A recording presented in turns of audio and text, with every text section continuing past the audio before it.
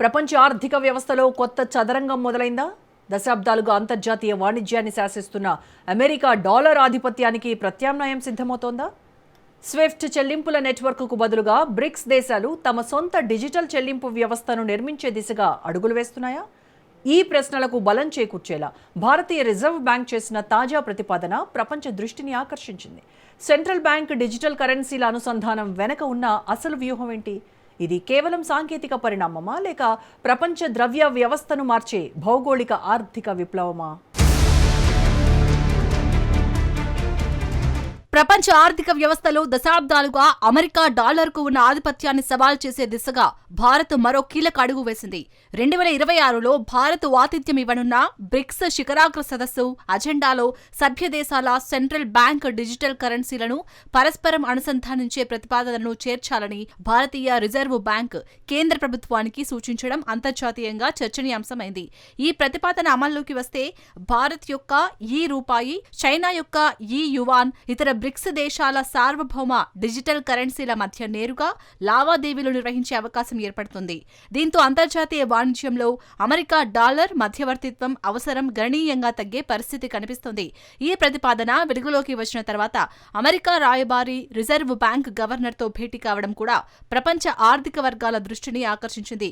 ఈ భేటీపై అధికారిక వివరాలు పూర్తిగా వెల్లడి కాలేదు. అయితే డిజిటల్ చెల్లింపుల భవిష్యత్తు, బ్రిక్స్ ఆర్థిక సమన్వయం, అంతర్జాతీయ ద్రవ్య వ్యవస్థలో జరుగుతున్న మార్పుల నేపథ్యంలో ఈ పరిణామాలను విశ్లేషకులు ఆసక్తిగా గమనిస్తున్నారు. నాడు అంతర్జాతీయ వాణిజ్యం అంటే డాలర్ తప్పనిసరి అనే పరిస్థితి ఉండేది. అమెరికా ఆర్థిక వ్యవస్థ, స్విఫ్ట్ చెల్లింపుల నెట్వర్క్, ప్రపంచ బ్యాంకింగ్ వ్యవస్థ అన్నీ ఒకే దిశలో పనిచేసేవి. కానీ నేడు అనేక దేశాలు ప్రత్యామ్నాయ చెల్లింపు వ్యవస్థలు, స్థానిక కరెన్సీల వినియోగం, డిజిటల్ ద్రవ్య సాంకేతికతలపై దృష్టి పెడుతున్నాయి. ఈ నేపథ్యంలో ఆర్బీఐ ప్రతిపాదన కేవలం సాంకేతిక మార్పు మాత్రమే కాదు, ప్రపంచ ద్రవ్య సమీకరణాల్లో భారత్ తన వ్యూహాత్మక స్థానాన్ని మరింత బలపరిచే ప్రయత్నంగా కూడా దీనిని విశ్లేషిస్తున్నారు.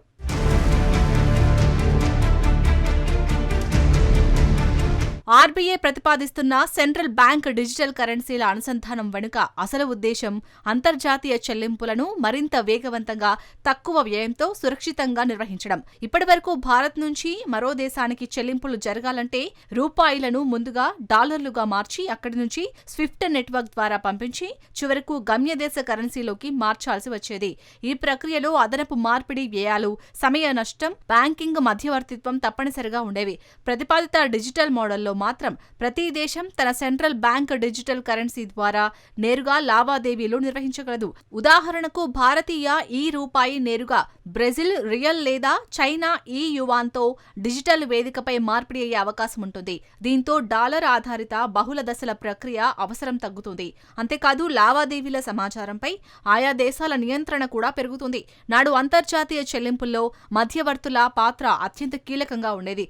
కానీ నేడు డిజిటల్ సాంకేతికతతో సరిహద్దులను దాటి తక్షణ చెల్లింపులు సాధ్యమవుతాయి. ప్రపంచవ్యాప్తంగా సెంట్రల్ బ్యాంకులు డిజిటల్ కరెన్సీలపై ప్రయోగాలు చేస్తున్న ఈ సమయంలో బ్రిక్స్ దేశాల మధ్య పరస్పర అనుసంధానం అమలైతే ప్రపంచ చెల్లింపుల వ్యవస్థలో మరో కొత్త అధ్యాయం ప్రారంభమయ్యే అవకాశం ఉందని విశ్లేషకులు అభిప్రాయపడుతున్నారు. ఇది కేవలం డిజిటల్ కరెన్సీల పరిణామమే కాదు, ప్రపంచ ఆర్థిక మౌలిక సదుపాయాల రూపురేఖలను మార్చే ప్రయత్నంగా కూడా పరిగణించబడుతోంది.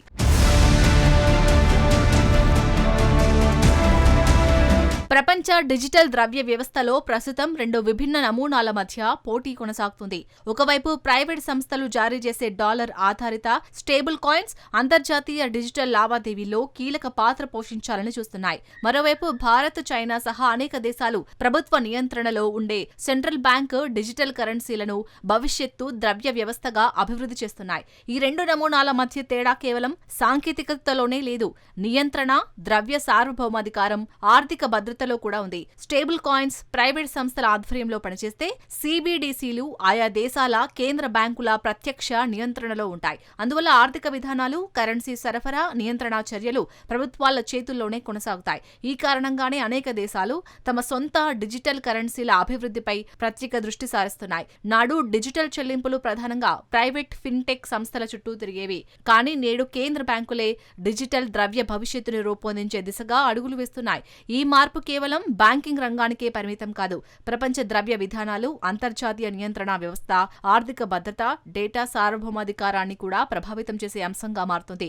బ్రిక్స్ వేదికపై CBDCల అనుసంధానం చర్చకు రావడం ఈ విస్తృతమైన మార్పులో కీలక ఘట్టంగా పరిగణించబడుతోంది. రిజర్వు బ్యాంకు ప్రతిపాదనను కేవలం ఒక డిజిటల్ చెల్లింపు వ్యవస్థగా మాత్రమే చూడలేం. ఇది ప్రపంచ ఆర్థిక వ్యవస్థలో భారత్ తన వ్యూహాత్మక పాత్రను విస్తరించే ప్రయత్నంగా కూడా కనిపిస్తుంది. ప్రపంచ వాణిజ్యం వేగంగా డిజిటలైజ్ అవుతున్న సమయంలో సాంకేతికత, చెల్లింపుల మౌలిక సదుపాయాలు, డేటా నియంత్రణ, ద్రవ్య సార్వభౌమాధికారం వంటి అంశాలు దేశాల వ్యూహాత్మక శక్తిని నిర్ణయించే కీలక ప్రమాణాలుగా మారుతున్నాయి. భారత్ ఇప్పటికే UPI, డిజిటల్ పేమెంట్స్, ఫిన్టెక్ మౌలిక సదుపాయాల్లో ప్రపంచవ్యాప్తంగా ప్రత్యేక గుర్తింపు సాధించింది. ఇప్పుడు అదే అనుభవాన్ని అంతర్జాతీయ స్థాయికి విస్తరించాలనే ప్రయత్నంగా ఈ ప్రతిపాదనను కూడా చూడవచ్చు. అయితే ఇలాంటి వ్యవస్థ విజయవంతం కావాలంటే సభ్య దేశాల మధ్య సాంకేతిక ప్రమాణాలు, సైబర్ భద్రత, నియంత్రణ వ్యవస్థలు, పరస్పర విశ్వాసం అత్యంత కీలకం. నాడు ప్రపంచ ఆర్థిక వ్యవస్థ ప్రధానంగా ఒకే కేంద్రంపై ఆధారపడేది. కానీ నేడు బహుళ ధృవ ప్రపంచం రూపుదిద్దుకుంటున్న నేపథ్యంలో వివిధ ప్రాంతీయ చెల్లింపు వ్యవస్థలు, డిజిటల్ కరెన్సీలు, ప్రత్యామ్నాయ ఆర్థిక వేదికలు అభివృద్ధి చెందుతున్నాయి. ఈ మార్పులో భారత్ తీసుకునే ప్రతి నిర్ణయం కేవలం దేశీయ ఆర్థిక వ్యవస్థకే కాకుండా ప్రపంచ ద్రవ్య వ్యవస్థపై కూడా ప్రభావం చూపే అవకాశం ఉంది. అందుకే బ్రిక్స్ డిజిటల్ కరెన్సీ అనుసంధాన ప్రతిపాదనను భవిష్యత్తు అంతర్జాతీయ ఆర్థిక నిర్మాణంలో ఒక కీలక వ్యూహాత్మక అడుగుగా ప్రపంచం గమనిస్తుంది. బ్రిక్స్ వేదికగా సెంట్రల్ బ్యాంక్ డిజిటల్ కరెన్సీల అనుసంధానం ప్రపంచ ఆర్థిక వ్యవస్థలో ఒక కొత్త అధ్యాయానికి నాంది పలికే అవకాశాన్ని సూచిస్తుంది. డాలర్ ఆధిపత్యం, స్విఫ్ట్ వ్యవస్థ, డిజిటల్ ద్రవ్య సాంకేతికత, ద్రవ్య సార్వభౌమాధికారం ఇవన్నీ ఇప్పుడు ఒకే వ్యూహాత్మక సమీకరణలోకి వస్తాయి. ఈ మార్పు ఎంత వేగంగా అమలవుతుందో కాలమే నిర్ణయిస్తుంది. కానీ ఒక విషయం మాత్రం స్పష్టంగా కనిపిస్తుంది. రేపటి ప్రపంచంలో శక్తిని నిర్ణయించేది కేవలం సైనిక సామర్థ్యం కాదు. ఆర్థిక సాంకేతికత, డిజిటల్ చెల్లింపుల మౌలిక సదుపాయాలు, ద్రవ్య స్వావలంబన కూడా అంతే కీలకం. అదే దిశగా భారత్ వేస్తున్న అడుగులను ఇప్పుడు ప్రపంచం ఆసక్తిగా గమనిస్తోంది.